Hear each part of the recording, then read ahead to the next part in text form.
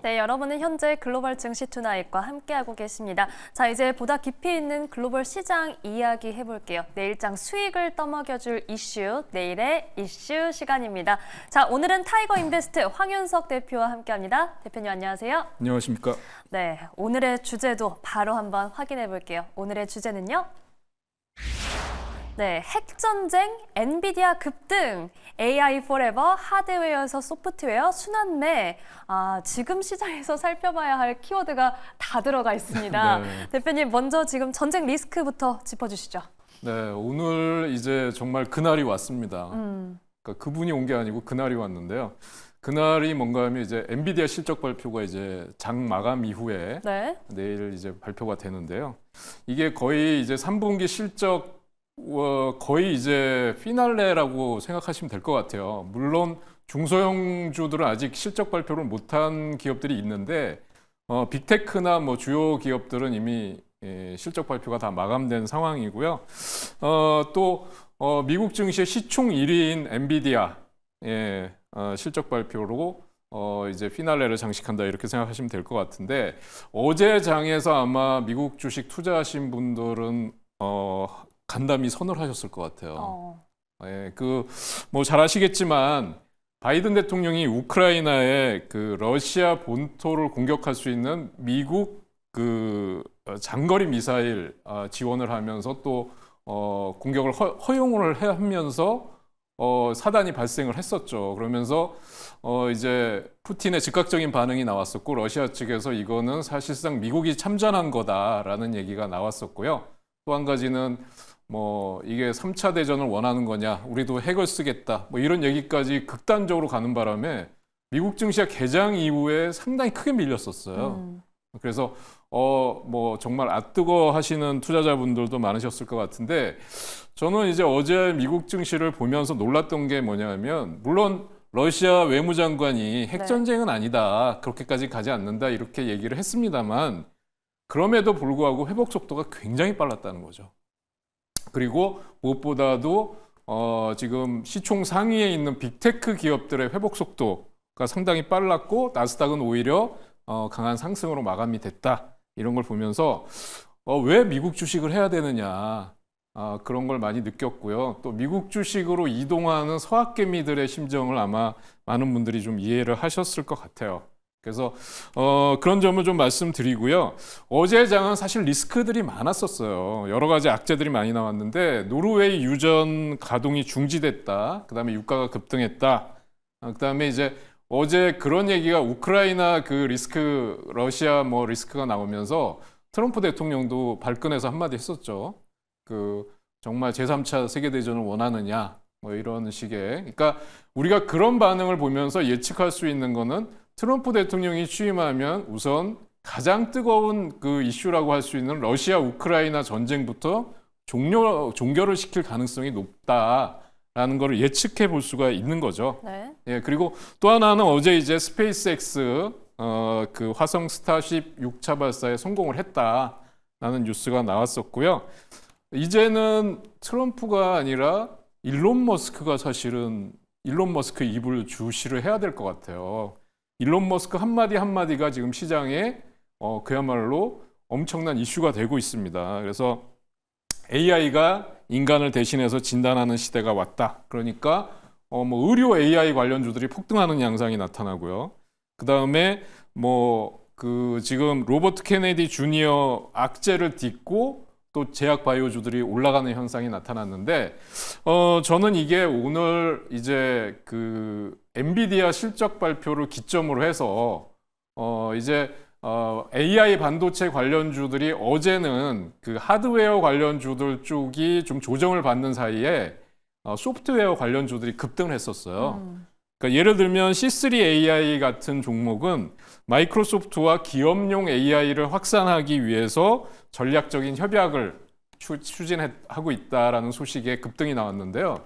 그러니까 그런 만큼 사실 AI는 영원하다라는 거죠. 아직 이제 시작도 안 했다. 다만 그 하드웨어 관련 AI 칩 관련 회사들이 많이 올라갔을 뿐이다. 거기서 활용할 수 있는 소프트웨어는 사실상 무궁무진하다. 이렇게 시장은 보고 있는 것 같습니다. 네, 이렇게 지금 시장에서 우선 중요한 이슈들 차례대로 짚어주셨는데 그러면 우리가 엔비디아 실적 발표 정말 이제 코앞이잖아요. 네. 엔비디아의 주가 추이 그리고 관련해서 이 소프트웨어 관련주들의 추이도 함께 살펴보면 좋을 것 같습니다. 네, 엔비디아는 지금 뭐 블랙웰 배송 지연, 뭐 과열 문제 이런 것 때문에 좀 조정을 받았었잖아요. 네. 근데 놀라운 거는 지금 그 블랙웰 생산량 증가, 프로세서, 뭐 소프트웨어 역량 강화 이건 경영진들이 발표한 건데 경영진들은 뭐 당연히 나쁘다고 할 경영진은 없을 거 아니에요. 그렇죠. 나와서 다 좋다고 할 텐데 지금 놀라운 거는 투자은행이나 지금 월가에서 다 목표 주가를 높게 잡고 있다는 거예요. 다 상향 조정했는데 어느 정도인가 하면 지금 이제 개장 전에 147달러 정도의 주가가 머물러 있어요. 근데 이게 지금 149달러가 신고가니까 지금 거의 신고가 돌파 직전에 있는 상태입니다. 그래서 근데 이게 일봉으로 보니까 천천히 올라온 것 같이 느껴지시는데 월봉으로 보면 정말 놀라워요. 그러니까 정말 월봉으로 가파르네요. 보면 네. 한 달도 쉬지 않고 계속 올랐어요. 그러네요. 네, 다만 상승 각도가 좀 다를 뿐인데요. 그래서 이게 지금 과열이 아닌가라는 상황인데도 불구하고 지금 목표 주가를 상향하고 있다라는 거가 나오고 있고 또 하나는 지금 실적 예상치도 굉장히 잘 나올 걸로 예상을 하고 있어요. 그러니까 예상 매출액이 331억 2천만 달러로 예상이 되고 있는데 그게 전년 동기 대비해서는 무려 83%나 급증한 걸로 나오고 있고 주당 순이익도 예상치가 0.75달러인데 이것도 예상치를 상회하는 걸로 나올 걸로 예상이 됩니다. 다만 그러니까 물론 저는 직접 투자를 하니까 이렇게 대응을 하고 있는데 사실 어제 장에서 이렇게 뭐 악재가 나왔을 때 좀 일정 부분 차익 실현을 했어요. 우선 지켜봤는데 금방 회복이 되길래 또 남겨진 부분은 예를 들어서 내일 장 마감 이후에 실적이 나오면 아마 애프터 마켓에서 급등하는 흐름이 나타날 거예요.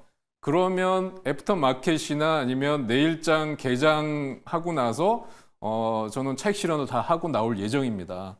그 이유가 뭐냐면 앞으로 계속 좋아질 거다. 뭐 AI 이 반도체 AI 칩의 뭐 70%를 독과점하고 있는 엔비디아의 성장성은 뭐 누구든 부인하기 어려울 거지만 다만 그동안 쉬지 않고 너무 올랐기 때문에 눈높이가 높아진 상태에서 앞에 가이드라인 자체가 너무 높게 나온다든지 실망스럽다는 얘기 한마디에 언제든지 급락할 수 있는 위치에 와 있다고 생각을 합니다. 그래서 미국 주식을 투자하시는 분들은 저는 무리하지 않으셨으면 좋겠어요. 그래서 저는 엔비디아에 대해서는 실적 발표 이후에 급등이 나오면 차익 실현 관점에서 대응할 예정이다라는 점을 말씀을 드리고요. 슈마컴이 지금 또 이슈가 되고 있잖아요.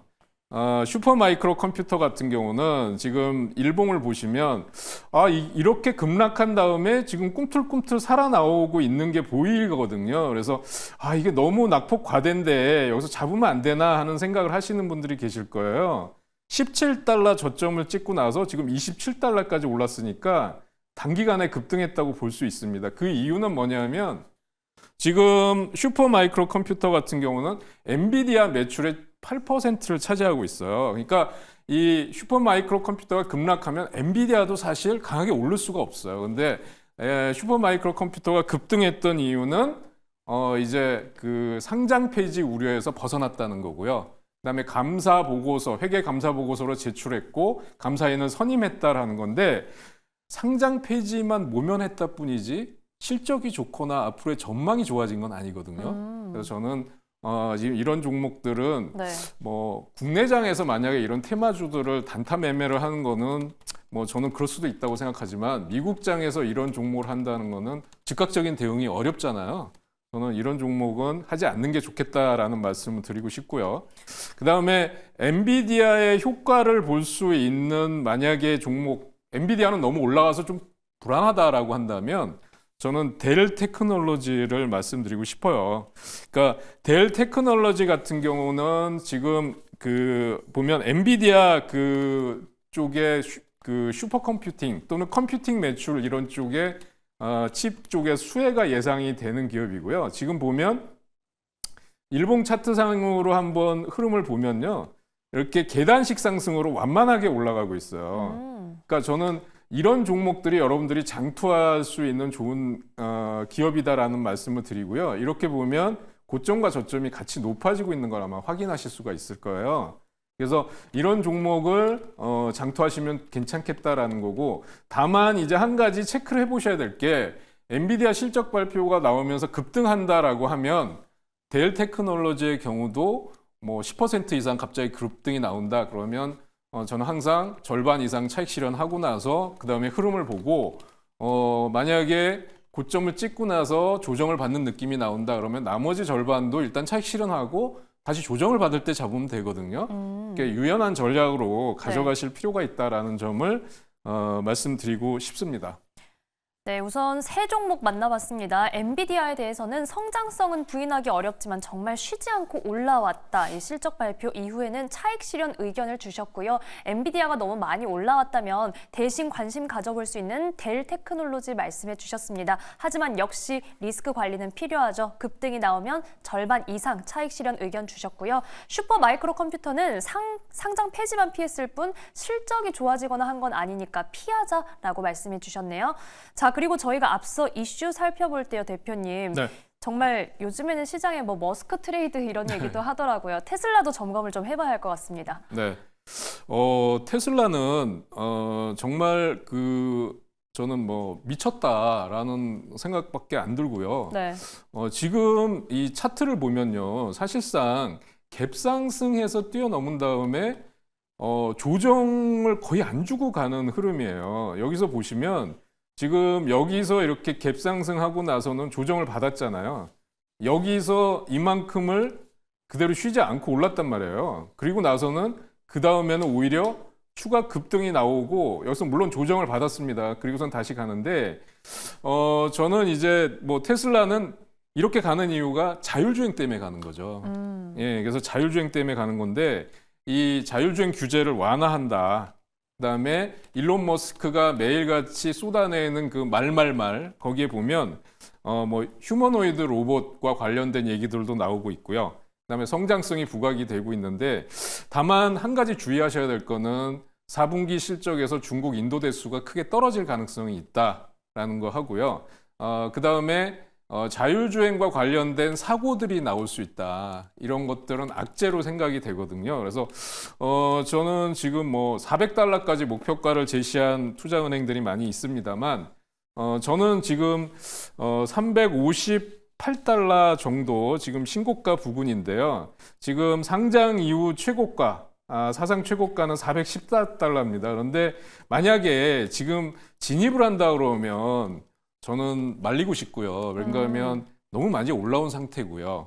그래서 저는 지금 보면 한 번 더 상승이 나온다 그러면 $400 근접을 한다든지 아니면 $370를 넘어가는 흐름이 나온다 그러면 차익 실현하는 게 좋겠고 저는 개인적으로는 테슬라는 다 차익 실현하고 나왔습니다. 예, 그래서 좀 흐름을 봐야 되겠다라는 네. 말씀을 드리고 싶습니다.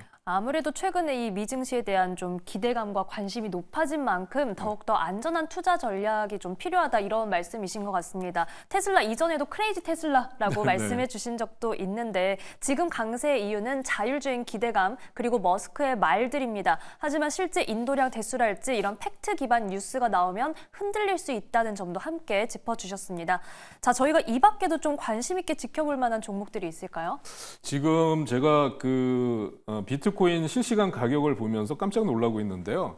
94,560달러를 넘어서고 있는데 이게 사상 최고가예요. 계속 강하네요, 정말. 네, 그래서 저는 이게 정말 상상을 초월한다라는 말씀을 드리고 싶은데 이게 상상을 초월하는 흐름이 나오면 그냥 시장 흐름에 쫓아갈 수밖에 없어요, 투자자는. 그래서 너무 많이 올랐다, 팔고 나와야 되겠다 이렇게 조급하게 대응하실 필요가 없고요. 유연하게 대응하셔야 된다는 말씀을 드리고 싶은데 어제는 사실은 코인 관련 주들, 가상화폐 관련 주들 중에서 채굴 업체들이 급등했었습니다. 그런데 코인베이스는 어제 쉬어갔어요. 근데 지금 저는 좋은 매수 기회다라는 점을 계속 말씀드리고 있어요. 그 이유가 뭐냐면 지금 코인베이스 CEO와 트럼프 당선자가 만나서 향후 이제 그 인선 정책에 대해서 논의를 했다고 합니다. 그런 거는 뭐냐면 이 코인베이스 CEO도 트럼프 2차 뭐 내각에 중요한 역할을 할 수 있다는 얘기거든요. 네. 그런데다가 뭐 가상화폐 대통령이다 또는 미국을 가상화폐 수도로 만들겠다 이런 것 때문에 지금 계속해서 가상화폐 관련 주들로 전 세계에 돈이 쏟아져 들어오고 있어요. 근데 코인베이스는 이 수수료, 가상화폐 최대 거래소이기 때문에 가상화폐를 매매하는 수수료가 주 수입원이에요. 그렇다고 그러면 앞으로 실적은 계속 좋아질 일밖에 남지 않았다라는 거고요. 지금 여기서 저는 이제 테슬라와 좀 다른 점을 말씀드리면 고점 찍고 나서 조정을 받고 나서 다시 고점을 돌파하는 이런 V자형 조정 이후에 다시 반등이 나오고 있다는 겁니다. 그래서 지금 보시면 주봉이나 월봉을 들어가서 보시면 지금 여기 사상 최고가 돌파 저는 가능하다 지난번에 말씀드렸던 걸로 기억하고 있고요. 그래서 여기 보면 이미 매물대는 다 뚫었어요. 다만 신고가까지는 아직 좀 갭이 있는데 충분히 가능성이 있다라는 말씀을 드리고 싶습니다. 그래서 지금이라도 코인베이스는 저점 매수를 할 수 있는 구간이다. 이렇게 말씀드리고 싶습니다. 네, 이렇게 이어지는 비트코인 강세 속에서 코인베이스는 여전히 관심 있게 볼 수 있는 시점이다라는 말씀까지 들어봤습니다. 자, 그럼 마지막으로 빠르게 저희 앞으로의 시장 변수 일정들 체크해 볼게요. 네, 지금 뭐 엔비디아 실적 발표는 다 아실 거고요. 네. 그다음에 슈퍼 컴퓨팅이라는 이 셀리브레이션이 진행이 되고 있는데 이게 22일 날 마감이 됩니다. 여기 젠슨 왕이 참석해서 계속 발표를 하고 있고요. 그다음에 OECD 경제 전망 보고서, 그다음에 서비스 PMI 지수, 소비자 심리 지수 이런 것들이 나오는데요. 저는 아까도 말씀드렸지만 핵전쟁 우려 때문에 시장이 빠졌다가 빠르게 회복하는 모습을 보면서 지금 서둘러서 차익 실현할 필요는 없겠다라는 말씀을 드릴 수 있겠고요. 오히려 지금 저평가된 종목들, 그동안 상대적으로 못 갔던 종목들을 저점 매수하는 기회가 아닐까라는 말씀을 드리고 싶고, 지금도 여기 제가 보면 코인베이스를 포함해서 비트코인 관련 주들 ETF까지 일제히 급등이 나오고 빨갛게 올라가는 모습들을 아마 확인해 보실 수가 있을 거예요. 그래서 랠리에 지금은 동참해야 되지 않을까, 그런 말씀을 드리고 싶습니다. 네, 랠리에 동참하자라는 말씀 마지막으로 남겨주셨습니다. 자, 오늘 말씀 여기까지 듣겠습니다. 지금까지 타이거 인베스트 황윤석 대표와 함께했습니다. 고맙습니다.